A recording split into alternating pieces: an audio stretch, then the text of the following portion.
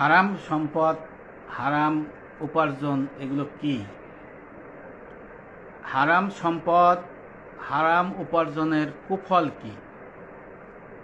এই পৃথিবীতে কার জন্য হারাম অর্থ সম্পদ উপার্জন করা হয়, বাড়িঘর নির্মাণ করা হয়, সম্পদ রেখে যাওয়া হয়, অথচ যদি সম্পদ, টাকা পয়সা, বাড়ি গাড়ি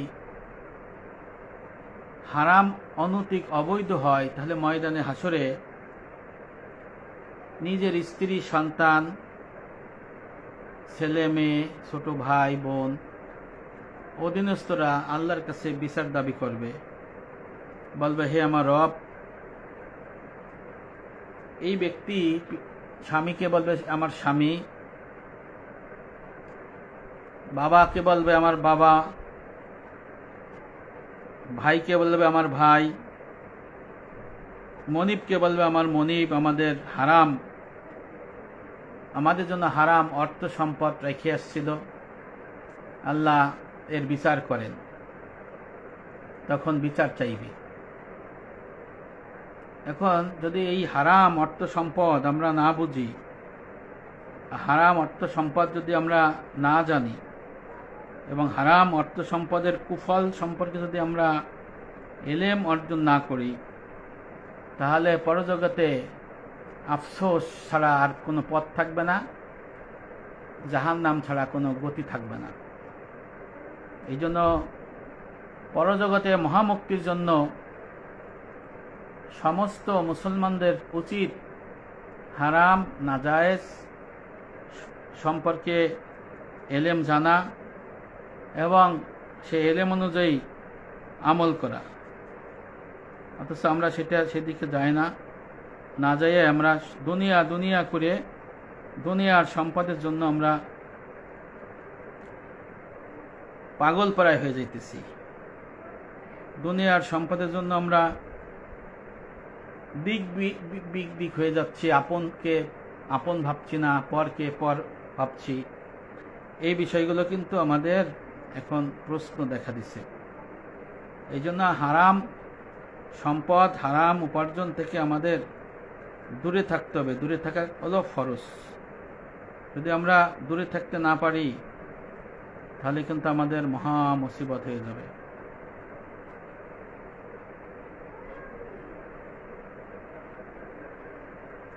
এই জন্য শরীয়তের বিধানের মধ্যে হারাম, নাজায়েজ সম্পর্কে আমাদের জানতে হবে এবং জেনে সেটা থেকে আমাদের পরিশুদ্ধ হতে হবে। পরিশুদ্ধ হয়ে আল্লাহওয়ালা, নেককার হয়ে এই দুনিয়ার থেকে বিদায় নিতে হবে। সুদের টাকা, ঘুষের টাকা, জবরদখল, আমানত হরণ, ওজনে কম দেয়া, সুদী ব্যাংকের চাকরি করা, ইন্স্যুরেন্সের চাকরি করা, এই টাকা, কালোবাজারির টাকা, মিথ্যার আশ্রয় নিয়ে অর্জিত টাকা, সম্পদ, পিতামাতা, দাদা দাদি, নানা নানি এদের হারাম উপায়ে অর্জিত অর্থ সম্পদ, জমি থেকে ওয়ারিশ সূত্রে মিরাজপ্রাপ্ত এই সম্পদ, এগুলো আপনার হারামের মধ্যে আসবে। তারপরে ওয়ারিশ ঠকানো প্রাপ্ত সম্পদ যদি জানা থাকে, পরবর্তী ওয়ারিশগণের জন্য পরম্পরায় সব হারাম থাকবে। তারপরে উত্তরের দিকে আগে যারা ছিল তাদের সম্পদ যদি কারোর কেউ কমায় দেয়, মাইরে খায়, সে মাইরে খাওয়া সম্পদ, অথবা দাদা তার বাপ কোনো ছেলেকে ঠকাইয়া কোনো ছেলেকে জিতাই দিল, সেই সম্পদ যে বেশি পাইল সেই সম্পদ হারাম সম্পদ। ফুপুরকে ঠকানো সম্পদ, দাদার বোনদের ঠকানো সম্পদ, বাপের ফুপুদের আর কি, নিজ ফুপুদের ঠকানো সম্পদ, তারপরে আপন বোন ভাইদের ঠকানো সম্পদ, অপরের দোকান, অপরের বাড়ি দখল, অপরের ঘর দখল, এই সমস্ত কিছুই হারাম সম্পদ। এগুলো সব হারাম এবং নাজায়েজ উপার্জন হবে। যারা এই কাজ করলেন তারা হারামের মধ্যে থাকলেন, যারা এই কাজ সমর্থন করলেন তারাও হারামের মধ্যে থাকলেন। এটা বান্দার হক নষ্টের গুনাহ। খুব হিসাব করতে হবে আমাদের। পরের জমি নিজের নামে রেকর্ড করে খাওয়া, এটা হারাম। কতক মুসলমান বিনা অনুমতিতে পরের গাছের আম, পরের গাছের জাম, পরের গাছের তাল, পরের গাছের বরই, পরের জমির শাক খাচ্ছে, এগুলো হারাম। কতকে পরের ক্ষেতের পালা ঘাস গরু ছাগলের জন্য কাইতে নিয়ে যাচ্ছে, এটা হারাম। পরের পুকুরের মাছ বিনা অনুমতিতে ধরে খাচ্ছে, এটা সাফ হারাম এবং চুরি বলা যায়। শুনে রাখবেন, হারাম টাকার কোনো জাকাত নাই। হারাম উপার্জনের উত্তরাধিকার সূত্রে পাওয়া টাকা, সম্পদের উপর কোনো জাকাত আসে না। কেউ হারাম ও নাজায়েজ উপার্জনের জমি, অর্থ, সম্পদ সব পাওয়ার নিয়তে যদি দান করে তাহলে সেটা কুফরি হয়ে যায়, ঈমান হারা হয়ে যায়, নাউজুবিল্লাহ। মহা সতর্কবাণী। নবী করিম সাল্লাল্লাহু আলাইহি ওয়াসাল্লাম বলেছেন, কোন বান্দা হারাম উপার্জন করে তা হতে জাকাত সদকা করলে তা কবুল করা হবে না। হারাম মাল ব্যয় করলে তাতে বরকত দেয়া হবে না। নিজের পিছনে ওয়ারিসদের জন্য যা রেখে যায় তা তার জন্য জাহান্নামের পাতেও হবে। আল্লাহ মন্দকে মুছে দেন না, বরং তিনি মন্দকে ভালো দিয়ে মুছে দেন। বস্তুত নিকৃষ্ট বস্তু নিকৃষ্ট বস্তুকে মুছতে পারে না। মুসনাদ আহমদ তাফসিরে মাজারির মধ্যে এই হাদিসটা রয়েছে। হযরত আব্দুল্লাহ ইবনে মাসউদ রাদিয়াল্লাহু আনহু আল্লাহর রাসূলের সাহাবা বর্ণনা করেন, আল্লাহ রসুল বলেছেন, কোন বান্দা হারাম এবং নাজায়েজ পদ্ধতিতে উপার্জিত অর্থ সম্পদ দান খয়রাত করলে তা আল্লাহর কাছে কবুল হয় না, বরং নিজ কাজে ব্যয় করলে তাতে বরকত হবে না। আর ওই হারাম ধন সম্পদ, অর্থ সম্পদ, টাকা পয়সা তার উত্তরাধিকারের জন্য রাখে গেলে তার জন্য দোজকের পুঁজি হবে, নাউজুবিল্লাহ, অর্থাৎ জাহান্নামের জ্বালানি হবে। মিসকাত শরীফের হাদিস। হযরত আব্দুল্লাহ ইবনে মাসউদ রাদিয়াল্লাহু আনহু বর্ণনা করেছেন, বান্দা হারাম পথে উপার্জন করবে, এরপর তা থেকে আল্লাহর পথে খরচ করবে, তাতে বরকত দেয়া হবে না। সে তার থেকে সদকা করবে, তা কবুল করা হবে, এমন ধারণা অমূলক। অর্থাৎ হারাম পথের উপার্জনের সম্পদ, অর্থ আল্লাহর পথে যদি কবুল করে, কেউ ব্যয় করে, কেউ যদি মনে করে তা কবুল করা হবে এবং তার জন্য সওয়াব দেওয়া হবে, সদকা করা হবে, এই ধারণা অমূলক। হযরত আব্দুল্লাহ ইবনে মাসউদ বলেন, বরং ওই ব্যক্তি মৃত্যুর পর যেই সম্পদ রেখে যায় তা তাকে নিজ এবং ওয়ারিসদের আরো বেশি জাহান্নামের দিকে নিয়ে যাবে। আহমদ ইবনে হাম্বল হাদিস নাম্বার 3672, মুসনাদে বাজ্জার হাদিস নাম্বার 2026। অর্থাৎ যদি হারাম অর্থ সম্পদ, টাকা পয়সা, বাড়ি গাড়ি, ফ্ল্যাট, জমি, ব্যাংক ব্যালেন্স, মার্কেট, এগুলো যদি রেখে যাওয়া যায়, সেটা বলছে যদি এখান থেকে যদি সদকা করে, যদি সে মনে করে এইগুলো দান করলে, মসজিদ বানাইলে, মাদ্রাসা বানাইলে, রাস্তা করলে সওয়াব পাওয়া যাবে, এটা হাদিস শরীফে বলা হয়েছে, এটা অমূলক ধারণা।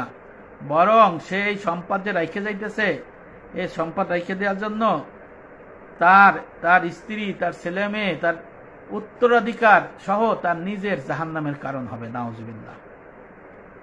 হযরত আবু হুরায়রা রাদিয়াল্লাহু আনহু বর্ণনা করেছেন, আল্লাহর রাসূল থেকে বর্ণিত হাদিস, যে ব্যক্তি হারাম উপার্জন করবে এরপর সদকা করবে, সে সদকায় কোনো সওয়াব হবে না, বরং অবৈধ উপার্জনের গুনাহের বোঝা তার ঘাড়ে চেপে থাকবে।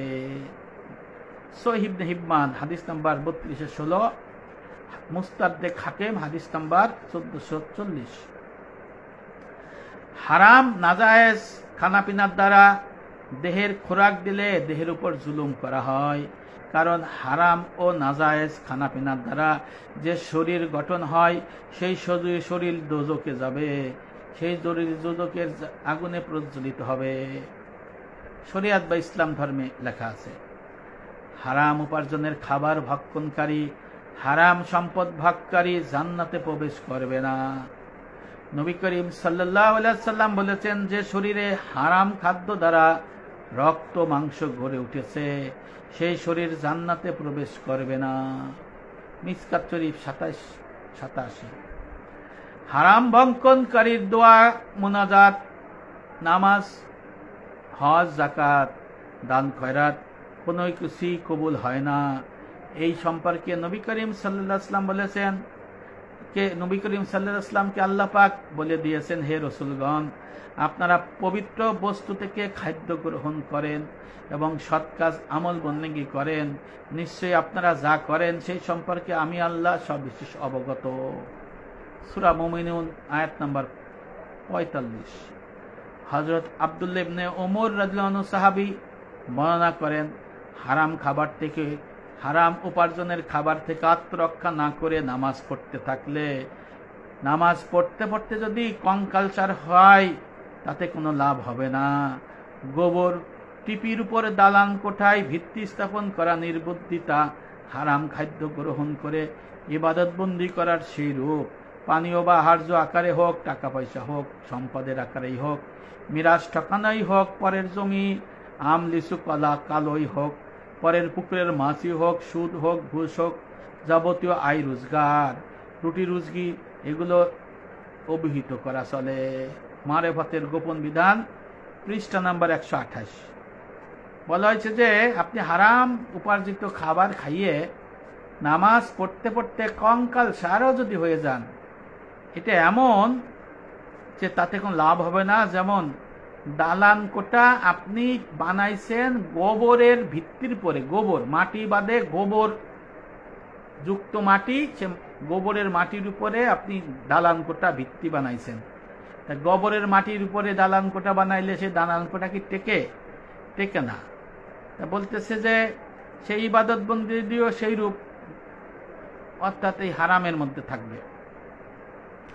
কোনো আলেম, কোনো মাওলানা, কোনো ইমাম, কোনো হাফেজ, কোনো কারি যদি কোনো হারাম অর্থ সম্পদের মালিক হন বা হারাম উপার্জনের খাবার খান, তার ইমামতি করা নাজায়েজ, কারণ হারাম খোরের কোনো ইবাদত বন্দেগী আল্লাহ কবুল করেন না।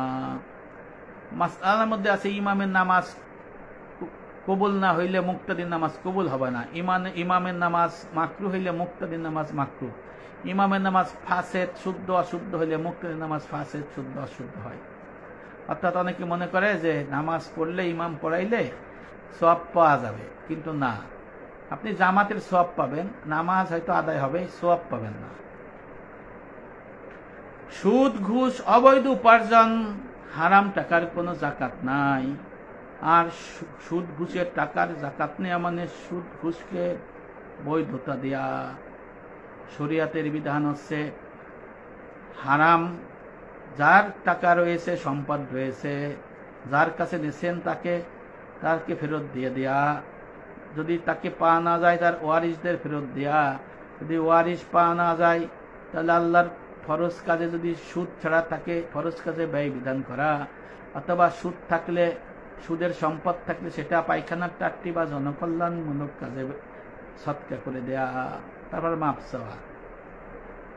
এই জন্য হযরত আব্দুল্লাহ ইবনে মুবারক রাহমাতুল্লাহ আলাইহি তাবেইন বলেছেন, সন্দেহজনক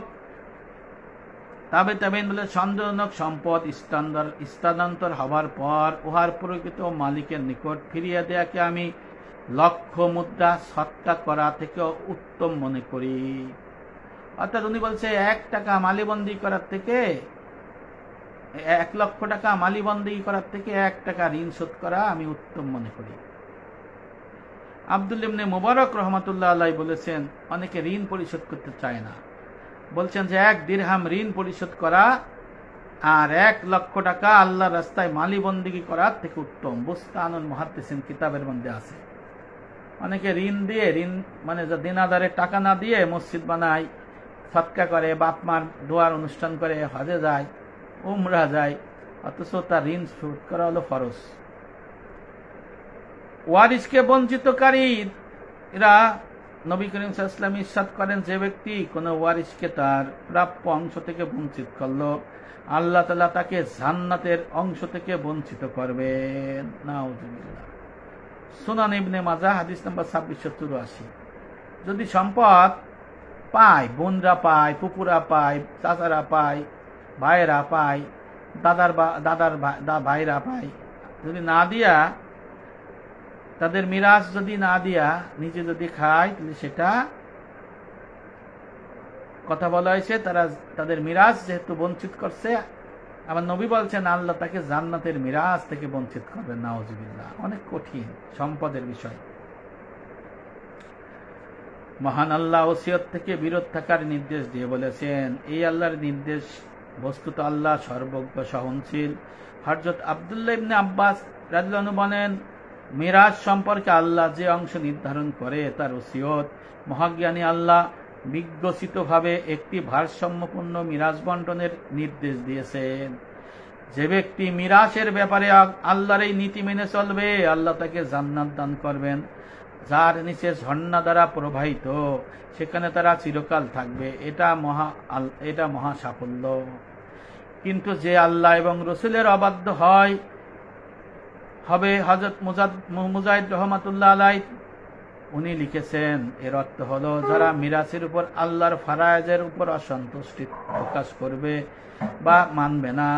হযরত ইকরামা তার উস্তাদ হযরত আব্দুল্লাহ ইবনে আব্বাস সূত্রে বর্ণনা করেন, যে আল্লাহর বন্টনে সন্তুষ্ট হবে না, অমান্য করবে, আল্লাহ তাকে আগুনে নিক্ষেপ করবেন। হযরত কালবি রাদিয়াল্লাহু আনহু বলেন, যারা আল্লাহর বন্টনের প্রতি অসন্তুষ্ট থাকবে আর এই হুকুম অমান্য করবে এবং হালাল মনে করবে, আল্লাহ তাকে জান্নাতের মিরাজ থেকে বঞ্চিত করবেন, আল্লাহ তাকে জাহান্নামের আগুনে জ্বালাই দিবেন। নাউজুবিল্লাহ। অর্থাৎ যে হারাম সম্পদের কথা বলা হচ্ছে, যে ওয়ারিসদের সমস্ত জমি জাতি পুঙ্খানুপুঙ্খ এগুলো দিয়ে দিতে হবে, নাহলে জান্নাতের মিরাজ থেকে তারা, জান্নাতের অংশ থেকে তাদেরকে আল্লাহ পাক বঞ্চিত করবে। এই জন্য বলা হয়েছে যে কেউ যেন আল্লাহর এই মিরাজ সম্পত্তি বন্টনের সীমা রাখা প্রতি যেন কেউ অসন্তুষ্টি প্রকাশ না করে, কেউ যেন আল্লাহর এই সীমারেখা, হালাল সীমারেখা কিন্তু হারাম মনে করে তারা যেন সীমা লঙ্ঘন না করে, তাহলে তারা জাহান্নামে প্রবেশ করবে। আর এই জমি জাতির মিরাজ যদি না দেয়া হয়, তাহলে আল্লাহ পাকের আদেশ হলো তারা অনন্তকাল সব সময় জাহান্নামে থাকবে, কাফেরদের মতো, তারা জান্নাতে আসবে না। কিতাবুল কাবায়ের ইমাম জাহাবি রহমাতুল্লাহ আলাইহি এটাই লিখেছেন। অর্থাৎ যারা আল্লাহর জমি জাতি সম্পদ বন্টনের, মিরাজ বন্টনের প্রতি অসন্তুষ্ট থাকবে, আল্লাহর হুকুম মান্য করবে না, হালাল যেটা সীমারেখা সেটা অস্বীকার করবে, আল্লাহ তাদেরকে জাহান্নামে প্রবেশ করাবেন না। আর যারা আল্লাহর সন্তুষ্টি প্রকাশ করে মিরাজ অনুযায়ী তাদের সম্পদ বন্টন করে দিবে, আল্লাহ পাক তাদের জান্নাতে প্রবেশ করাবেন। সুবহানাল্লাহ। আর যারা করবে না তাদেরকে চিরকাল অনন্তকাল জাহান্নামে রাখবেন। নাউজুবিল্লাহ। আবু দাউদ শরীফের হাদিসে কিতাবুল কাবায়ের ইমাম জাহাবি রহমাতুল্লাহ আলাইহি বলেছেন, আবু হুরায়রা রাদিয়াল্লাহু আনহু বর্ণনা করেন, নবী করিম সাল্লাল্লাহু আলাইহি ওয়াসাল্লাম বলেছেন, কোন পুরুষ বা মহিলা 60 বছর ধরে আল্লাহর হুকুম হাকাম পালন করলো, অতঃপর মৃত্যুর সময়ে সে এমন ওসিয়াত করে গেল বা এমনভাবে সম্পদ বন্টন করে গেল তার দ্বারা তার ওয়ারিসরা ক্ষতিগ্রস্ত হয়ে গেল, তাহলে তার উপর জাহান্নাম ওয়াজিব হয়ে যাবে। তারপর আবু হুরায়রা রাদিয়াল্লাহু আনহু নিম্নের আয়াত পাঠ করলেন, যা ওসিয়াত করা হয় তা দেবার পর, ঋণ পরিশোধের পর তা যদি কারো জন্য অনিষ্টের কারণ হয়। অর্থাৎ 60 বছর ইবাদত বন্দী করছে, কিন্তু মরে যাওয়ার আগে সে জমি জাতি কাউরে কম বেশি করে ক্ষতি করে বন্টন করে দিয়ে গেল ছেলে মেয়ের মধ্যে, তাহলে আল্লাহ রাসূল বলছেন যে সে জাহান্নামকে ওয়াজিব করে নিয়ে গেল। নবী করিম সাল্লাল্লাহু আলাইহি ওয়াসাল্লাম তিরমিজি হাদিসের মধ্যে বলেছেন, প্রত্যেক হকদারকে তার হক নির্দিষ্ট করে দেওয়া হয়েছে, সুতরাং কোনো ওয়ারিসের জন্য ওসিয়ত করা যাবে না, অর্থাৎ কম বেশি করা যাবে না, যে ওরে দেবে এরে দেবে এরকম। মারা গেল মিরাজ সূত্রে মালিক হয়ে যাবে। মাসলার মধ্যে আছে রহদুল মোত্তার ফাতেহা স্বামী 4th খণ্ড 231 পৃষ্ঠা মধ্যে আছে হকুল ইবাদ, বান্দার হক। বান্দার হক শুধু তওবা দ্বারা আস্তাগফিরুল্লাহ পড়লে মাফ হয় না, ফেরত দিতে হবে শরীয়তের বিধান মতো। অবৈধ উপায়ে উপার্জন করা হারাম, নাজায়েজ, কবিরা গুনাহ। উপার্জিত হারাম সম্পদ উপার্জনকারী দুনিয়া ও পরকাল বরবাদ। এই সম্পদ কোনো উপকারী আসে না।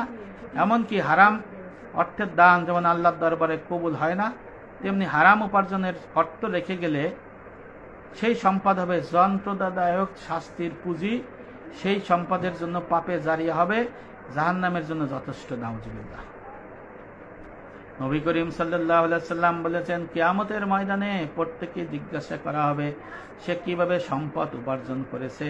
অর্জিত সম্পদ বৈধ না অবৈধ উপায়ে অর্জিত হয়েছে, সেই হিসাব দিতে হবে। হিসাব দেওয়ার আগে কোনো বান্দাকে এক কদম নড়তে দেওয়া হবে না। নাউজুবিল্লাহ। যদি হিসাব সম্পদ টাকা পয়সা যদি হারাম হয় সে দোজখে যাবে, পরে আর হিসাব নেবে না। কিন্তু আর যদি হারাম সম্পদ না থাকে, হালালের মধ্যে থেকে, তখন হিসাব নেবে যে তুমি কেমনে কি ব্যয় বিধান করছো। হাদিসের আলোকে বোঝা যায় যে হারাম সম্পদ সওয়াবের নিয়তে দান করা যাবে না।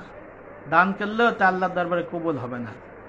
নিজের কাজে ব্যয় করলে তাতে বরকত হবে না, গুনাহ হবে। এমনকি নিজের হারাম সম্পদের সাথে হালাল সম্পদ মিলিয়ে গাড়ি বাড়ি জমি জাতি ফ্ল্যাট ঘর করলে সেখানে নামাজ পড়লে ইবাদত বন্দি কবুল হয় না।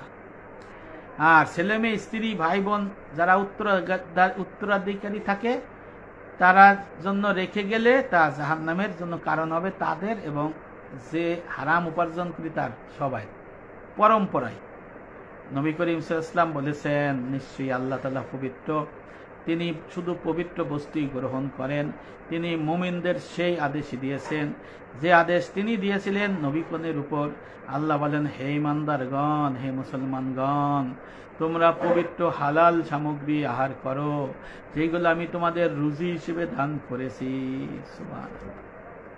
অথচ এই আদেশ আমরা লঙ্ঘন করে চলেছি, আল্লাহর আদেশ। মানুষ কিভাবে পরে জমি দখল দেবে, বাড়ি দখল দেবে, দোকান দখল দেবে, মার্কেট দখল দেবে, ফন্দি বিক্রি করে। অথচ আল্লাহ পাক বলছেন না, যে তাদেরকে আল্লাহ পাক বলছেন তোমরা হালাল রিজিক খাও, হালাল ইনকাম খাও, এটা আল্লাহর আদেশ।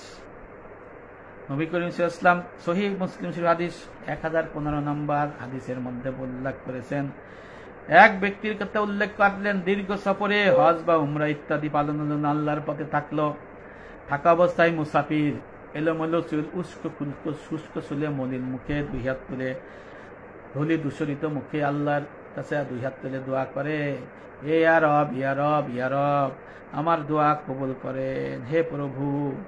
আল্লাহ রাসূল বলছেন, এর দোয়া, এর বন্দেগী কবুল হবে কেমনে? এর খাদ্য হারাম, যা খায় তা হারাম, এর পানীয় হারাম, যা পান করে তা হারাম, এর পরিধানের পোশাক হারাম, এ যা খাবার খায় সেই খাবার থেকে যে শরীর রক্তগ্রস্ত সেটাও হারাম। তার প্রার্থনা বা মোনাজাত বা দোয়া বা ইবাদত বন্দেগী কবুল হবে কেমন করে? নাউজুবিল্লাহ। হযরত আব্দুল্লাহ ইবনে আব্বাস রাদিয়াল্লাহু আনহু বর্ণনা করেছেন, নবী করিম সাল্লাল্লাহু আলাইহি ওয়াসাল্লাম বলেছেন, আর যে দেহ হারাম খাদ্য দ্বারা গড়ে ওঠে তার জন্য দোজখের আগুনই উত্তম। তাবরানী শরীফের হাদিস। হযরত কাব ইবনে উজরা রাদিয়াল্লাহু আনহু নবী করিম সাল্লাল্লাহু আলাইহি ওয়াসাল্লামের সূত্রে বর্ণনা করেন, যে শরীর হারাম পেয়ে পুষ্ট হয়েছে তা জান্নাতে প্রবেশ করবে না। মুসনাদে আবি ইয়ালা খণ্ড 1 পৃষ্ঠা 84। হারাম মাল থেকে হাদিয়া গ্রহণের বিষয়ে শরঈ মূলনীতি হলো, যদি তার ইনকাম হালাল ও হারাম মালের মিশ্রণ নিশ্চিত হয়, হারাম মাল যদি বেশি হয় তাহলে তা থেকে হাদিয়া গ্রহণ করা জায়েজ নয়, না জায়েজ। যদি হারাম মাল কম হয় তাহলে হাদিয়া গ্রহণ করা জায়েজ হবে, তবে গ্রহণ না করা উত্তম। ফতোয়া হিন্দিতে লেখা আছে, জালেম বাচ্চার হাদিয়া গ্রহণ করা জায়েজ নয়, কেননা তার অধিকাংশ মাল হয় হারাম। তবে জানা যায় যদি অধিকাংশ মাল হালাল, এই হিসেবে সে যে ব্যবসায়ী অথবা জমিদার, তাহলে তার থেকে হাদিয়া গ্রহণ করতে কোনো সমস্যা নাই, কেননা সাধারণত মানুষের মাল অল্প হারাম থেকে মুক্ত নয়, তাই এতে আধিক্যের বিষয়টি বিবেচনা করা হয়। ফতোয়া হিন্দিয়া 5 খণ্ড 342। কিন্তু অন্যান্য জায়গা আছে যে আল্লাহ রাসূল বলেছেন যে 10 দিরহামের মধ্যে যে 9 দিরহাম হালাল হলো আর 1 দিরহাম হারাম হইল, তাহলে সেটা হারামের মধ্যে চলে যাবে। যদি কোনো সম্পদ যদি 10 দিরহাম হয়, পোশাক যদি 10 দিরহাম হয়, 9 দিরহাম যদি হারাম হয়, 1 দিরহাম যদি হালাল হয়, বা 9 দিরহাম যদি হালাল হয়, 1 দিরহাম যদি হারাম হয়, সমুদয়ই হারাম। এখানে ফিকের মাসলার মধ্যে অনেক কিছু আছে। এই জন্য যদি হারাম থাকে, যদি মালিক পাওয়া যায় ফেরত দিতে হবে, নাহলে আল্লাহর বিধান অনুযায়ী সেটা সৎকার করতে হবে, এটা মূল কথা। আর হারাম খাদ্য গ্রহণ করে কোনো ইবাদত বন্দেগী কবুল হয় না। হালাল রুজি, হালাল সম্পদ, হালাল রক্ত গোস্ত, এগুলোর ইবাদত বন্দেগী কবুলের পূর্ব শর্ত। এই জন্য হালাল রুটি রুজি শুধু নিজের জন্য নয়, পরিবারের জন্য প্রযোজ্য। কারণ প্রতিটি খারাপ কর্মের প্রভাব শুধু নিজের উপরই পড়ে না, তার প্রতিক্রিয়া পরিবার তথা সন্ততির উপরও পড়ে। সুতরাং নিজের হালাল উপার্জন দিয়ে জীবিকা অবলম্বন করার পাশাপাশি পরিবারকেও বিন্দু পরিমাণ হারাম ভক্ষণ করা থেকে হেফাজত করা কালেমায় বিশ্বাসী মুসলমানদের জন্য ফরজ। মহান রব্বুল আলামিন বলেন, সূরা বাকারার 188 নম্বর আয়াতের মধ্যে বলেছেন, তোমরা অন্যায়ভাবে একে অপরের সম্পদ ভোগ করো না এবং জনগণের সম্পদের কিয়দ অংশ জেনে শুনে পাপ পন্থায় আত্মসাৎ করার উদ্দেশ্যে শাসন কর্তৃপক্ষের হাতে তুলে দিও না। নাউজুবিল্লাহ। এই জন্য দেশে পরের সম্পদ চুরি, পরের সম্পদ দখল, তারপরে খাদ্যে ভেজাল, চুরি, ছিনতাই, রাহাজানি, এগুলো বৃদ্ধি পাইছে। মানুষ পরের সম্পদ দখল করার জন্য পাগল প্রায় হয়ে গেছে, কিন্তু তার জানা নাই যে এগুলো তার এবং তার পরিবারের কোনোই কাজে আসবে না। এই বিষয়ে নববী হাদিসে অনেক সতর্কবাণী উচ্চারণ করা হয়েছে। নবী করিম সাল্লাল্লাহু আলাইহি ওয়াসাল্লাম বলেছেন, হারাম যে দেহ হারাম দ্বারা খাবার দ্বারা গঠিত, গোস্তে গঠিত, সেটা জাহান্নামে যাবে, জান্নাত যাবে না। আল্লাহ রাসূল বলেছেন, হালাল জীবিকা অনুসন্ধান করা প্রত্যেক মুসলমানের জন্য ফরজ। তাবরানী ও বাইহাকি শরীফের হাদিস। ইবাদত কবুলের জন্য হালাল খাদ্য অন্যতম শর্ত। হযরত আব্দুল্লাহ ইবনে ওমর বর্ণনা করেন, আমার নবী মুহাম্মদ সাল্লাল্লাহু আলাইহি ওয়াসাল্লাম বলেছেন, যে ব্যক্তি 10 দিরহাম দিয়ে কোনো বস্তু ক্রয় করে, সেই 10 দিরহামের মধ্যে 1 দিরহাম যদি হারাম হয়, তবে যতক্ষণ সেই বস্তু তার পরিধানে থাকবে ততক্ষণ তার নামাজ কবুল হবে না। নাউজুবিল্লাহ। একটা পাঞ্জাবির দাম যদি 10 দিরহাম হয়, 9 দিরহাম হালাল, 1 দিরহাম হারাম, যতক্ষণ পর্যন্ত এই জামা কিনে পড়বে তার নামাজ কবুল হবে না। তেমনি যদি কোনো বাড়ি, ফ্ল্যাট যদি টাকা কিনে, ধরেন যে 50,000 টাকা, 45,000 টাকা হালাল, 5,000 টাকা হারাম, তাহলে এই বাড়িতে যদি নামাজ পড়ে নামাজ কবুল হবে না। হযরত জাবের রাদিয়াল্লাহু আনহু বর্ণনা করেছেন, নবী করিম সাল্লাল্লাহু আলাইহি ওয়াসাল্লাম কাব ইবনে উজরাকে বলেছেন, যে দেহের অস্থি মজ্জা হারাম সম্পদ দ্বারা প্রতিপালিত হয়েছে তা কখনো ভেস্তে প্রবেশ করবে না এবং একমাত্র দুজকই হবে তার জন্য সঠিক স্থান। নাউজুবিল্লাহ। এই জন্য ছেলে মেয়েদেরও হালাল ইনকাম খাওয়াইতে হবে। নবী ইসলাম বলেছেন, প্রত্যেক উম্মতের ফিতনা রয়েছে, আর আমার উম্মতের ফিতনা হলো মাল সম্পদ। তিরমিজি শরীফ 2336। আর যারা যাকাত দেয় না, মালিবন্দি করে না, আল্লাহ রাস্তায় খরচ করে না, তাদের তো ভয়াবহ অবস্থা। তারা হালালের মধ্যে থাকে না, হারামের মধ্যে থাকে। এই জন্য তাদের খুব কঠিন একটা অবস্থার মধ্যে তাদের থাকতে হবে। তাদের নামাজ, রোজা, হজ, যাকাত, দান, খয়রাত কোনোই কিছু কবুল হয় না। এর থেকে বড় দুর্ভোগ, দুর্গতি আছে বলে মুসলমানদের আর নাই। এই জন্য সবসময় হালালের মধ্যে থাকতে হবে, অল্প খাইতে হবে, কষ্ট করতে হবে। সমস্যা কি? অল্প খাইলে, অল্প চললে গরিবানা হালে পরেও জগতে যদি মহামুক্তি হয় হালালের মধ্যে থেকে, তাহলে আমার দুনিয়া কামাইয়া দুনিয়ার পরে কবরেই তো শাস্তি দেবে। এই জন্য আল্লাহ রাসূল বলেছেন, যারা জাকাত দেয় না, মালি বন্দেগী করে না, তাদের মাল কবরে একটু বড় সাপের আকার ধারণ করবে। এই সাপ তাদের দংশন করবে এবং বলবে, আমি তোমাদের সম্পদ, আমি তোমাদের সম্পদ। তিরমিজি, বুখারী তিরমিজি শরীফের হাদিস। আল্লাহ রসুল বলেছেন, বন্দেগী বা সৎকর্ম সুশ্রী মানুষের আকারে কবরের নিঃসঙ্গ অবস্থার আতঙ্ক দূর করার জন্য আগমন করবে। অর্থাৎ যদি আপনি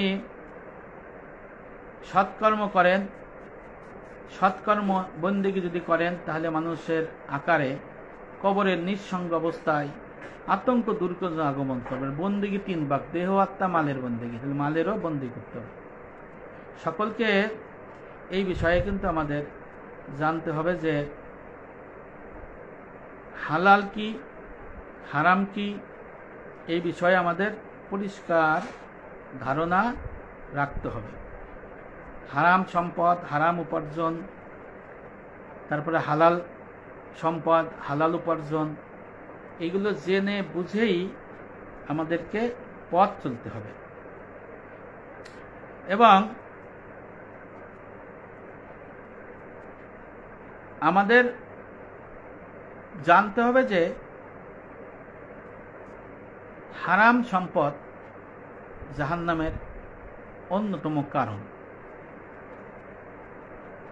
কার জন্য বাড়ি গাড়ি টাকা সম্পদ রেখে আপনি দুনিয়ার থেকে বিদায় হচ্ছেন, যার জন্য রাখবেন হারাম অর্থ সম্পদ রেখে যান, তারাই আপনার জন্য ময়দানে আসরে বিচার দাবি করবে। হাদিস শরীফে বর্ণনা আছে, কিয়ামত দিবসে হাসরের ময়দানে মানুষ নিজ নিজ পরিবারের সহিত ঝগড়া করবে। তারা বলবে, হে আমার রব, এই ব্যক্তি আমাদের হারাম জিনিস খাওয়াইয়াছিল, অথচ আমরা তা জানতাম না। যে ব্যক্তি দ্বীনি এলেম তাদের শেখানো উচিত ছিল, এই ব্যক্তি তাদের দ্বীনি এলেম শেখায় নাই, মূর্খ করে রাখছিল, তাই আমরা দ্বীনি এলেমে মূর্খ অজ্ঞ ছিলাম।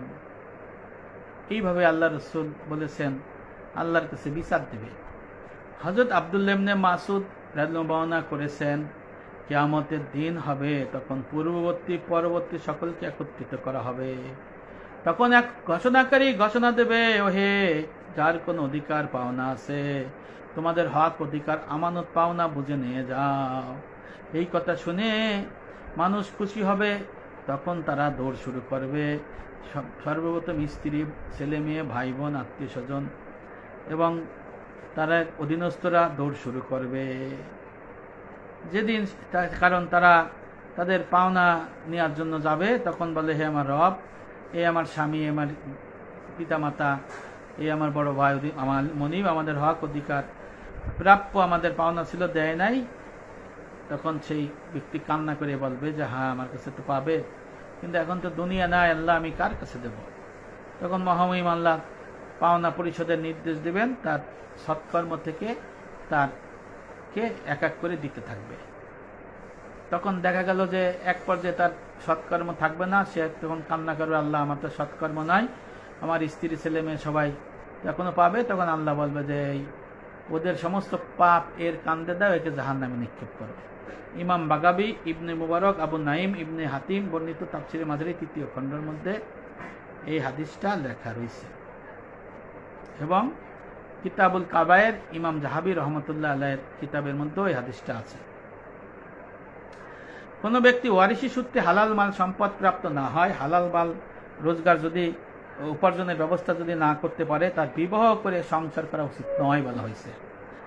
আয় রোজগার যদি হালাল না হয়, অবৈধ উপার্জন করে বিবাহ শাদী করেন, আর আপনার সন্তান ঔরসে সন্তান জন্ম নিবে, আপনি সেই সন্তান সন্ততি সকল ভরণ পোষণ করবেন, কিন্তু ওই সন্তান সম্পত্তি ময়দানে হাসরে মুসিবতের সময় পিতার বিরুদ্ধে হারাম আয় রোজগার সম্পদের বিরুদ্ধে আল্লাহর কাছে নালিশ দিবে। সেই জন্য আব্দুল্লাহ ইবনে মাসউদ রাদিয়াল্লাহু বর্ণনা করেছেন, নবী করিম সাল্লাল্লাহু আলাইহি ওয়াসাল্লাম আমাদের বলেছেন, হে যুবক সম্প্রদায়, তোমাদের মধ্যে যে যারা সামর্থ্য রাখে সেজন্য বিবাহ করে, কারণ বিয়ে দৃষ্টিকে অবনীত করে, লজ্জা স্থানকে হেফাজত করে, আর যে বিয়ের সামর্থ্য রাখে না সেজন্য রোজা পালন করে, কারণ রোজা যৌন প্রবৃত্তি নিবৃত্ত করে। বুখারীর হাদিস, মুসলিম শরীফের হাদিস। আল্লাহ রাসূল বলেছেন, হারাম বস্তু ভক্ষণে শরীরে যে গোস্ত উৎপন্ন হয় তা দোজখের আগুনে দগ্ধ হবে। তিরমিজি শরীফের হাদিস। এই জন্য নবী বলেছেন যে জীবিকা হালাল পন্থায় হচ্ছে না হারাম উপায় হচ্ছে, সেদিকে যার লক্ষ্য নাই, লক্ষ্য করে না, মানে ইনকাম করেই চলছে, তাকে দোজখে নিক্ষেপ করার সময় কোন পথে নিক্ষেপ করা হবে বিচারকর্তা আল্লাহ তাআলা সেদিক ভ্রুক্ষেপ করবে না। দালাইল মির হাদিস। অর্থাৎ সে হালাল হারাম বুঝতেছে, ইনকাম করেই যাচ্ছে, আল্লাহ তাকে দেখবে না, তাকে জাহান্নামে নিক্ষেপ করবে না। আউযুবিল্লাহ। এই জন্য এই বিষয়গুলো আমাদের খুব খেয়াল করতে হবে। অবৈধ নাজায়েজ সম্পদ উপায়ে সুদ, ঘুষ, বাড়ি দখল, জমি দখল, দোকান দখল, অবৈধ উপায়ে অর্জিত সম্পদ যা আছে, এর থেকে পরিত্রাণের উপায় কি? পরিত্রাণের উপায় হলো মিরাজ ঠকানো হোক, নিজ বা বাবা মা, দাদা দাদি, দাদা দাদি, পরদাদা পরদাদি, নানা নানি থেকে প্রাপ্ত জমি, অর্থ, বাড়ি ভোগ করলে তা পাওনা হকদারের নিকট ফেরত দেয়া। পাওনাদার যদি না থাকে তাহলে তার উত্তরাধিকার কাছে ফিরিয়ে দেয়া। উত্তরাধিকার যদি পাওনা থাকে আল্লাহর ফরজ কাজে সওয়াবের নিয়ত ছাড়া ওই ধরনের সমস্ত সম্পদ, বাড়ি, গাড়ি, টাকা পয়সা সৎকা করে দেয়া। এলো তওবা। সরকারি বা অন্যের জমিতে দোকান, বাড়ি, গোডাউন দখল করলে তা তাৎক্ষণিক ফিরিয়ে দেয়া। কারো দোকান দখল করলে তাৎক্ষণিক যদি খবর আসে যে দোকান অন্যের, সেই দোকান তাৎক্ষণিকভাবে ফেরত দেয়া এবং দোকানের ইনকাম সমস্ত তাকে ফেরত দেয়া, যদি সে ব্যবসা করে খায়। ঘুষের টাকার ঘর বাড়ি, ফ্ল্যাট, জমি, সম্পদ, গাড়ি বাড়ি, সুউচ্চ ভবন, সুউচ্চ মার্কেট তাৎক্ষণিকভাবে পাওনাদারকে ফিরিয়ে দেয়া। পাওনাদার যদি পাওয়া না যায়, ঘুষের টাকা কি পাওনাদার পাওয়া যায়? সম্ভব না। উত্তরাধিকার পাওয়া যায়, সেটাও সম্ভব না। তাহলে বলা হয়েছে আল্লাহ সওয়াবের নিয়ত ছাড়া আল্লাহর ফরজ কাজে এই ঘুষের টাকার সমস্ত বাড়ি, গাড়ি, সম্পত্তি, মার্কেট, ভূ সম্পত্তি সৎকা করে দেয়া। সুউচ্চ ভবন হলিও। এছাড়া নিজের শতভাগ হালালের বাইরে যে অর্থ সম্পদ, টাকা পয়সা, জমি জাতি আছে, তা তাৎক্ষণিকভাবে আল্লাহর ফরজ কাজে সওয়াবের নিয়ত ছাড়া সৎকা করে দেয়া। সুদের টাকা মসজিদ, মাদ্রাসা, ইতিমখানাতে দান করা যাবে না। মসজিদ, মাদ্রাসা, ইয়াতিমখানায় পায়খানা, প্রস্রাবখানা চলাচলকারী সড়কের পাশে পায়খানা, প্রস্রাবখানা তৈরি করে দেয়া বা তৈরি করে দেওয়ার জন্য প্রতিনিধি নিয়োগ করা। এবার সন্তান যদি জানতে পারে তার পিতা মাতা আয় রোজগার হারাম, এই ক্ষেত্রে কি করতে হবে? যে সন্তান অনেক সময় জানে যে তার পিতা ঘুষ খায়, তার পিতার সম্পত্তি হারাম, সন্তান জানতেছে। এখন সেই সন্তান কি সেগুলো খেয়ে যাবে নাকি তার থেকে পরিত্রাণের চেষ্টা করবে? এই বিষয়গুলো আমাদের অবশ্যই জানতে হবে। যদি আমরা জানি তাহলে হারাম থেকে দূরে থাকা যাবে, হালালের মধ্যে আসা যাবে।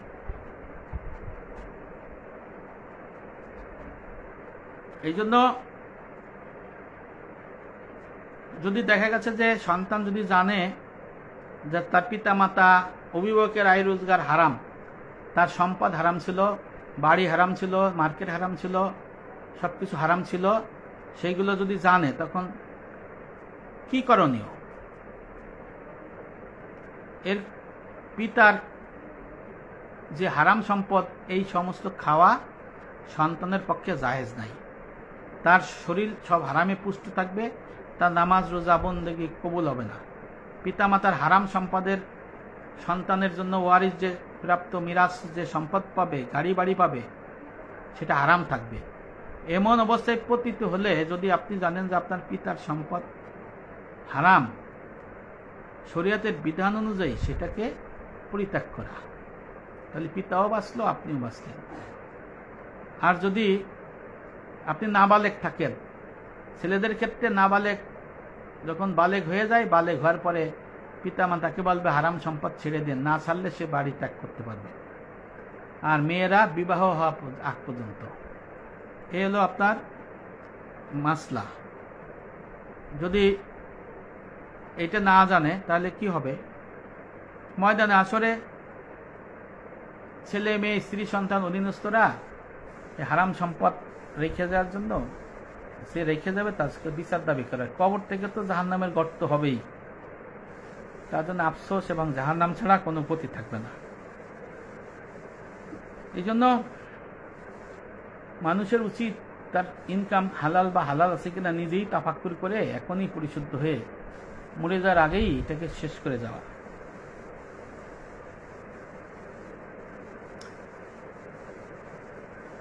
প্রকৃত ইমানের স্বাদ বান্দা ততক্ষণ পাবে না যতক্ষণ সে তার এবং তার হারামের মাঝে হালালের একটি প্রতিবন্ধক রেখে দেবে, আর যতক্ষণ না সে পাপের সাথে পাপের সাদৃশ বিষয়গুলো ত্যাগ করবে। মারাত্মক কথা এটা। হারামে আরাম নাই, সুখ নেই, হারাম কিনে নাই জীবনের সব অর্জন। মনে একটা ভয় থাকে, নামাজ পড়লেও ভয়, বাইরে গেলেও ভয়, মরে গেলেও ভয়, অনেক বিষয়। তওবার দরজা হাসিল করতে হলে এই হারাম সম্পদ যা আছে পাওনাদার এদের সব কিছু শরীয়তের বিধান অনুযায়ী যেভাবে বলা হয়েছে সেইভাবে শেষ করে দিতে হবে। হালাল যদি সামান্য পরিমাণও হয় আল্লাহ তাতে বরকত দিবেন, হারাম যদি অধিক হয় পাহাড় সম বরকত থাকে না, ইহকাল এবং পরকাল ধ্বংস হয়ে যায়। ইমাম ইবনে তাইমিয়া মাজমুল ফতোয়া কিতাবে লিখেছেন এটাই, যে আপনার হারাম সম্পদ থাকলে সমস্ত আপনার ইবাদত বন্দেগী ধুলির মতো নষ্ট হয়ে যায়। পরিশেষে হারাম তো হারামই। এই হারামকে কোনো মুসলমান যদি হালাল ও জায়েজ ধারণা করে তাহলে ইমান হারা হয়ে যায়, মুসলমান থাকে না, ইসলামের গণ্ডি থেকে সে খারিজ হয়ে যায়। তাহলে হারাম টাকার পয়সার সম্পদ বাড়ি গাড়ি রাখার ফায়দা কি? কোনো ফায়দা নাই। ময়দানে আসরে এই হারাম উপার্জিত টাকা পয়সা, বাড়ি গাড়ি, ফ্ল্যাট, জমি, মার্কেট রেখে গেলে যাদের যদি রেখে যাবে তারা বিচার চাবে যে আল্লাহ এই যে হারাম সম্পদ দিয়ে আইছিল এই জন্য বিচার করেন। আমার বলে আল্লাহ হারাম সম্পদ দিয়ে আমাকে খাওয়াইছিল, হারাম ইনকাম করে ঘুষির টাকা খাওয়াইছিল, বড় বড় রুই মাছ, গোস্ত, চাইনিজ, সোনারগাঁ, সেরাটন, বিদেশ ভ্রমণ করাইছিল, সুদের টাকা, ঘুষের টাকা, হারাম টাকা, অবৈধ টাকা আল্লাহ কাছে। তখন এই ছেলে মেয়ে স্ত্রী বিচার চাবে। বিচার চাইলে তখন কি করবেন? এই জন্য এখন থেকেই স্ত্রী সন্তান ছেলে মেয়েদের বলে দেওয়া উচিত যে আমার এই সম্পদের মধ্যে হারাম আছে, আমি রাখতে পারবো না, আর তোমাদের দিয়ে গেলেও আমার জাহান্নামের কারণ হবে বা তোমারও জাহান্নামের কারণ হবে। কারণ হারাম সম্পদ পরম্পরা, একের পর হারাম থাকে। ফুফুর সম্পত্তি, বোনের সম্পত্তি, চাচার সম্পত্তি, দাদার ভাইয়ের সম্পত্তি, দাদার বোনের সম্পত্তি মাইরে যদি আপনার কাছে চলে আসে, আর এই সম্পত্তি যদি আপনার থেকে আপনার ছেলে, তার ছেলে, তার ছেলে, তার ছেলে যত দূর যায় সম্পূর্ণ হারাম থাকে। আপনি বসে খান, মক্কায় বসে থাকেন, আর কাবায় বসে থাকেন, আর মসজিদে বসে থাকেন, খানাটার রক্ত গোসরে হারাম আসছে, ইবাদত কেউ বলবে না।